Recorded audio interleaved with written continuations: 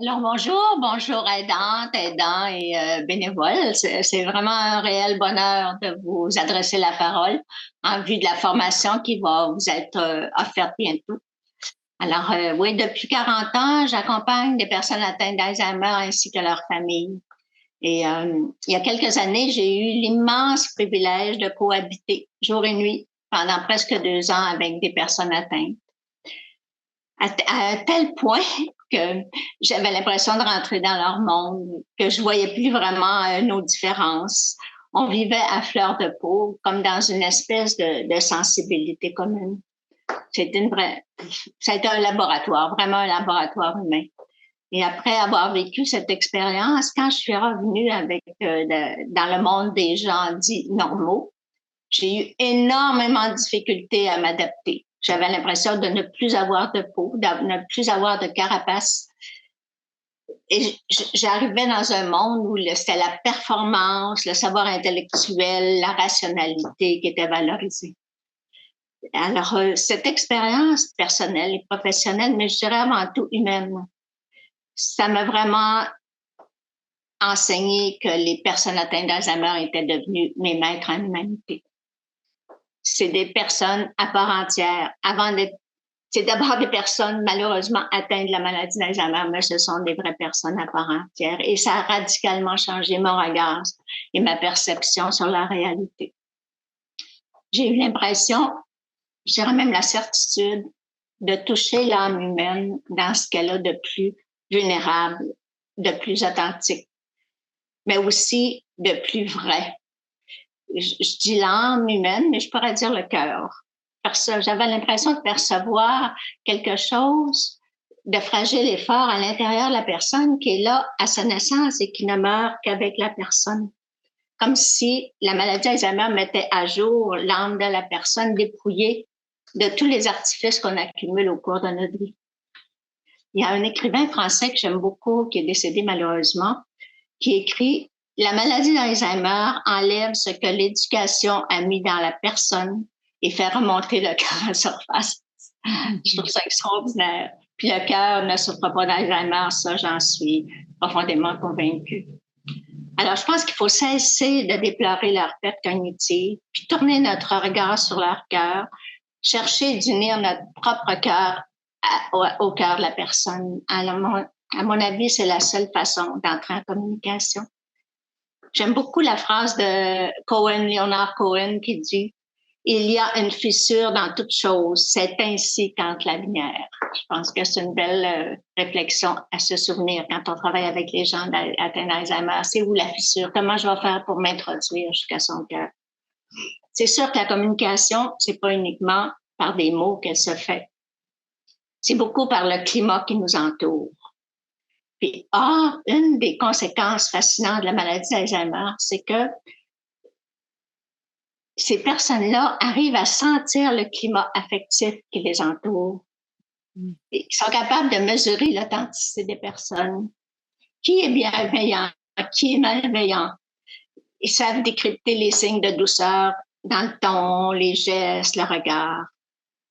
En fait, là, je dis souvent que les personnes atteintes deviennent des éponges ou des thermomètres. Ils absorbent le climat affectif, puis après, ils nous disent, ben regarde ce qui se passe. Ils deviennent des scanners. Ils nous scannent l'âme. Je me souviens que si un matin, j'étais de mauvaise humeur, quelqu'un dit, ça file pas ce matin. Je savais même pas à quel point je pouvais dégager le fait que ça ne filait pas. Mais les personnes atteintes ont senti mon état émotif. Alors ça, ils deviennent notre propre miroir. Notre douceur les rend douces. Puis si on est agressif, ben on leur donne de l'agressivité, puis ils le sentent très bien. J'ai quelques exemples à vous donner. Là. Il y avait une dame avec qui je vivais qui était très, très sensible. Puis un jour, on a reçu quelqu'un qui parlait fort, qui parlait tout le temps. Et ça ne finissait plus. Puis j'ai senti que le climat affectif de la maison était complètement transformé. Personnellement, j'avais hâte que cette personne-là, ça. Et une des dames, dès que j'ai fermé la porte, elle a fait va-t'en! Elle n'a pas dit autre chose, mais c'était vous me respectez pas dans ma sensibilité.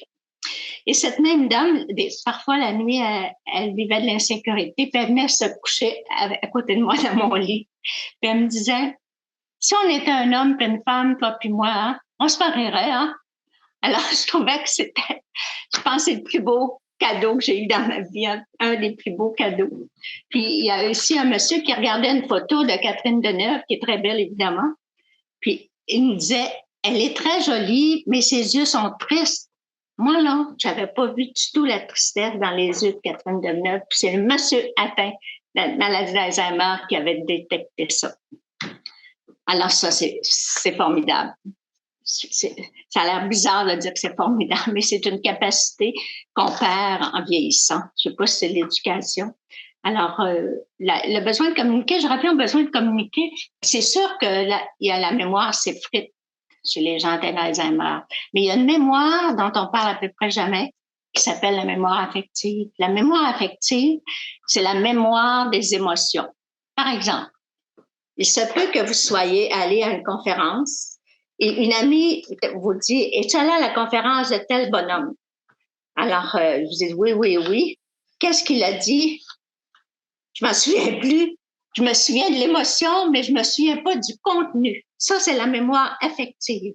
On voit ça beaucoup, beaucoup en institution. Hein? Il y a des gens qui n'ont pas nécessairement de diplôme, des soignants, mais ils ont cette perception des gens atteints d'Alzheimer et on voit instantanément les gens atteints de la maladie qui se regroupent autour de cette même personne. Alors, c'est vraiment la mémoire affective. Et dès que ce soignant-là vient sur un département, on voit que les gens atteints d'Alzheimer sont attirés par cette personne-là. Christian Bobin, dont je vous ai parlé tantôt, son papa était atteint d'Alzheimer, puis il allait le visiter souvent. Puis il y avait une dame qui l'appelait toujours Basile. Puis là, Christian Bobin lui a dit, écoutez, madame, je m'appelle pas Basile, je m'appelle Christian. Et la dame lui a répondu, ben, je sais, mais ça n'a pas d'importance, t'es mon fils, puisque je me réjouis de te voir. On ne va pas s'attarder à des détails quand même. Je trouve ça extraordinaire. Puis, il y a un monsieur chez qui j'étais allée baluchonner là, avec l'organisme Baluchon Alzheimer. Puis mon objectif, c'était de le faire sourire au moins une fois par jour. Alors, on allait dehors, puis là, j'appelais les oiseaux. Puis là, je le sentais heureux, puis il riait. Alors, peut-être, je sais pas, 3-4 mois plus tard, sa femme m'appelle, puis elle m'a dit, écoute, Marie, j'ai beau parler de toi à Yves, il se souvient pas du tout de toi. Et j'ai dit, j'aimerais ça lui parler. Donc, je lui ai dit, Monsieur Yves, si je vais vous voir, là, on va appeler les oiseaux, êtes-vous d'accord? Venez-vous-en, madame, venez-vous-en, madame. C'est sûr, il savait pas mon nom, mais il se souvenait que c'était plaisant d'appeler les oiseaux. Alors, sa mémoire affective était restée intacte, même s'il savait plus son nom, il savait plus où il restait, etc. Donc, qu'est-ce qu'on ressent quand on rejoint la personne atteinte, là? Je suis émue de le dire. Ce qu'on ressent, c'est vraiment une joie profonde. On a l'impression que nos deux cœurs se rencontrent en dépit de tout ce qu'on a accumulé dans notre vie. C'est comme si on faisait partie de la même humanité. Que c'est pas l'altérité, c'est la connivence, c'est la ressemblance, c'est l'identité commune. Ben, j'ai l'air passionnée, là, mais c'est vrai que ça a été une période de ma vie extraordinaire. Mais tout ça, c'est sûr que ça s'acquiert pas en criant ciseaux. Ça demande une réflexion. D'abord, est-ce que j'ai envie de m'investir? Est-ce que je suis prête à montrer ma vulnérabilité? Parce que c'est pas dans le pouvoir que les communications s'établissent, c'est dans la vulnérabilité. Je pense qu'il faut se dire, est-ce que j'ai envie de vivre ça? C'est pas facile, mais c'est tellement gratifiant quand on arrive à nos buts. Puis aussi, il faut avoir une formation. Vous avez la chance, là, d'avoir des ateliers qui vont vous donner une formation. C'est important de connaître au moins les principes de la communication, ne serait-ce que l'importance du ton de la voix, comment se placer par rapport à la personne, de ne pas changer trop souvent de sujet, etc. Vous allez savoir ça dans vos cours. Il y a aussi la façon d'analyser les comportements. Il y a un mot que je ne peux plus entendre quand on parle des gens atteints d'Alzheimer, c'est des comportements perturbateurs. À chaque fois que j'entends ce mot-là, je me dis, si la personne a des comportements perturbateurs, c'est parce qu'elle est perturbée. Pourquoi est-elle perturbée? Alors, la personne nous parle à travers ses comportements. C'est pour ça que c'est si important de les analyser. Elle nous parle constamment par ses comportements. Donc, c'est important, dans les ateliers que vous allez avoir, d'apprendre à analyser les comportements des personnes. Évidemment, il y a certaines règles. La douceur. Je répète, il y a 3 règles. La douceur, et troisièmement, encore la douceur. Si la personne ne reçoit que de la douceur, elle va rester douce. Une autre chose, c'est mais la meilleure façon d'aller vite, c'est d'aller lentement. Plus vous allez aller vite, plus la personne va être perturbée, vous allez devoir recommencer. Et évidemment, ne jamais argumenter. Et je pense à un monsieur qui me disait qu'il avait vu un reportage sur le Titanic, puis il me contait qu'il était sur le Titanic. Est-ce que je vais m'obstiner? Je lui dis, ah, c'est formidable, vous étiez sur le Titanic, contez-moi ça. Donc, on ne brise pas la relation. Alors ça, là, vous avez tellement la chance là, d'apprendre tout ça, puis après de vivre l'expérience. Vraiment, là, mon vœu le plus cher, c'est que vous vous inscriviez. Puis je vous jure que vous allez adorer ça. Puis je vous souhaite bonne route, bonne chance, puis mes chaleureuses salutations. Bye bye.